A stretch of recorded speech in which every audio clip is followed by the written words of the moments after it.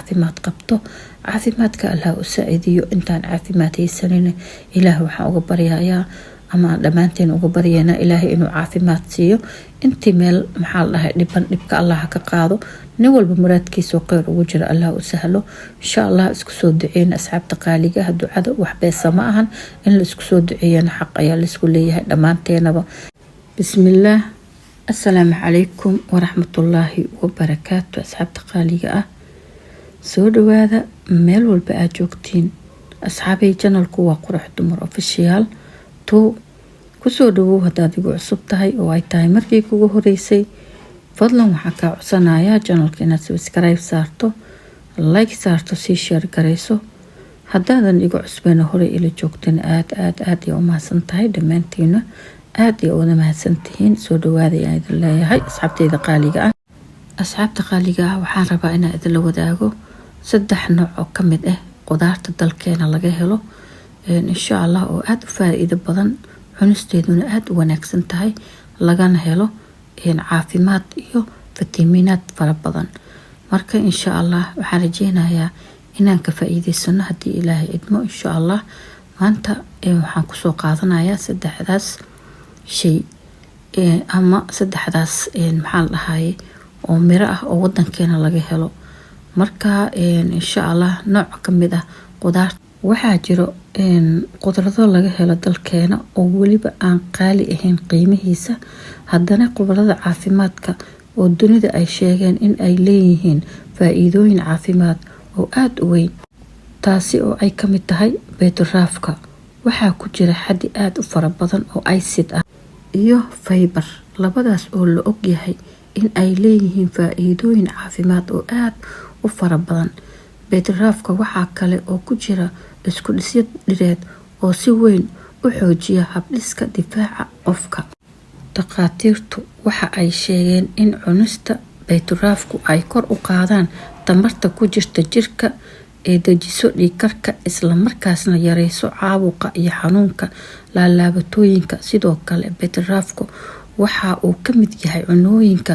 taariikhigii hore ee daawo dhireedka loo isticmaalo xoojinta awoodda jinsiga waxa kale oo beetraafku aad ugu wanaagsan yahay in soo celinta dhiigga qofka hadii ay anemia hayso aad ayuu ugu wanaagsan yahay dhiigana wuu soo celiyaa waxa kale oo si gudagaleynaa qaybtii labaad ahaa basbaaska ama loo yaqaano akhtarka ama hadii aad u taqaano qanji saddexdaas ayaa qofba mid ayuu u yaqaanaa basbaaska qanjiga oo ah tan iyada kuleelka keenta taas oo khubarada caafimaadku ay qireen in ay leedahay faa'iidooyin caafimaad oo tiro badan tusaale ahaan waxa ay maadadani ilaalisaa caafimaadka xididada dhiigga waxa ay xoojisaa hawsha dheefshiidka waxa ay firfircooni gelisaa qaar kamid ah maadooyinka kiimikada ee maskaxda waxaana kamid ah kuwa dareenka gaajada baraarujiya waxa kale oo iyadu ay muhiim u tahay in maadadan in ay caawiso in uu soo saaro xaddi badan oo hormoonaad ah oo loo yaqaano hormoonka farxadda maadaama uu abuuro shucuurta farxadda qowro badan ayaa aaminsan in maadooyinka basbaasku faa'iidooyin kale oo ay kamid yihiin ama ay kamid tahay xanuun baabi'iye miisaan ridis oo uu caawiyo basbaasku maadada basbaaska ku jirto ayaa hoos u dhigta kolestaroolka lana aaminsan yahay in ay ka hortagto xajiga dhiigga jirka ku wareegsan faaliga ah iyo xidmaha xididada wadnaha sanbabada iyo waxa uu yareeyaa caabuqa sanka maadaama uu nadiifiyo hawo mareenada jirka waxa uu xoojiyaa habdhiska difaaca uuna yareeyaa halista kansarka waxaan kaloo sii gudagalaynaa qaybteeni saddexaad tamaandhada ama yaanyada hadba sidii adiga u taqaanid insha Allah yaanyadu waxa ay qani ku tahay fitamiinada ay kamid tahay vitamin C iyo vitamin A iyo maadooyin ay kamid yihiin potassium kuwaas oo dhamaantood faa'iido fara badan u leh caafimaadka sidoo kale yaanyada oo ah tan sababta u ah in ay yeelato midab casaan ah iyadoo awood u leh in ay jirka kala dagaalanto gabowga, kaalin mug lehna ka qaadato ka hortaga kansarka iyo xanuunada wadnaha ku dhaca. marka insha Allah asxaabteyda qaaliga ah saddexdaas shay ayaa maanta idinla wadaagayay oo ay ka mid tahay baytaraafka iyo basbaaska iyo maxaa la dhahay yaanyada ama tamaandhada sidii aad u taqaaniin. waa saddex shay oo faa'iido leh oo maxaa la dhahay kala daran, mid walbo goonigeeda u taagan yahay. marka sidaas daraadeed baytaraafka waa fitamiin saa idiin soo sheegay. badanaana waxaa loo isticmaalaa dadka oo isticmaalaan dhiigyarada, qofka hadduu dhiig lahayn oo kaleeto ayaa loo isticmaalaa. waxyaabo badan oo qurxinta, xagga qurxintana waa loo isticmaalaa iyada oo nooc walba ah. marka sidaas daraadeed aad ay u wanaagsan tahay in aad maxaa la dhahay cabitaankiisa aad ama cunistiisa aad badisid. sidoo kaleeto yaanyadoo kaleeto ayadana waa fitamiin A iyo fitamiin C ayaa ka buuxo, hodan ayay ku tahay, iyadana aad ay u wanaagsan tahay, waxtarkeedana lama soo koobi karo. hadda basbaaskana waa arkayseen ayadana qaybta oo u taagan yahay waan kasoo hadlay. marka sidaas daraadeed waa inaan maxaa la dhahay isku baraarujinaa qudaarta dalkeena laga helo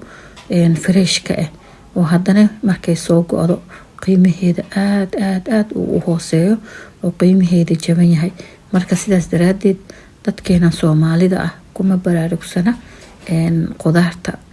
oo maxaa la dhahay aad uguma baraarugsana, iyadoo qudaartuna haddana aad ay raqiis u tahay saa idiin sheegay, waxtarkeeduna aad u badan yahay. waxaa wanaagsan in aan isku baraarujino cunista qudaarta, inaan badsano sidiiba biyahana caadigana aan cabno. laakiin qudaarta aad ay u wanaagsan tahay haddii wax la cunayo, iyada ayaa aad ugu wanaagsan intaan maxaa la dhahay ka daba ordi lahayn baasto iyo bariis. aan daba ordi lahayn baasto iyo bariiskaaga cun, laakiin ha yaraado. waxaa badsataa qudaarta, badso, cabitaan ka dhigo, hadaa sidiisa ku cun, mar walba faa'iido ayay ku tahay. marka insha Allah waxaan rajeynayaa inaan idinla wadaago qudaar fara badan insha Allah. waa rajeynayaa maadaama qurxintii iyo maxaa la dhahay isdaba socoto cunooyinka fitamiinada la siiba qudaarti, sababtoo inaan si dabiici isku cadeyno ama madmadow iska qaadno ama haar iska qaadno, haddana aan rabno inaan iska qaadno, haddana aan wax fitamiina la cunin ama la cabin oon la qaadanin, macquul ma ahan. qofka markuu fitamiinaadka qudaarta uu badsado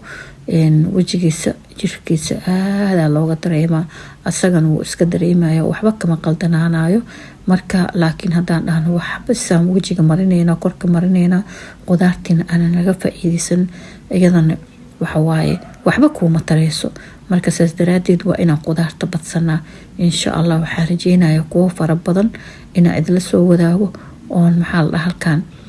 aan maxaa la dhahay ku kala wadaagna haddii Ilaahay idmo insha Allah. asxaabteyda waa isxasuusin, qudaartu isxasuusin waaye, waa isxasuusinaynaa inaan qudaarta aan isticmaalno. marka maanta waxaan idinla wadaagay saddexdaas shay insha Allah. waa rajeynayaa markaan qurxinta soo gelgeliyo kadibna in aan saan oo kaleeto idiin soo geliyo. aad iyo u mahadsantiin hadda halkaan ila soo gaarteen. waxaa idin leeyahay meel kastoo aad joogtaan farxad iyo noolaada asxaabteyda qaaliga ah. insha Allah asxaabteyda qaaliga ah intii caafimaad qabto, caafimaadka Allah u saacidiyo. intaan caafimaad haysanin Ilaah waxaan uga baryayaa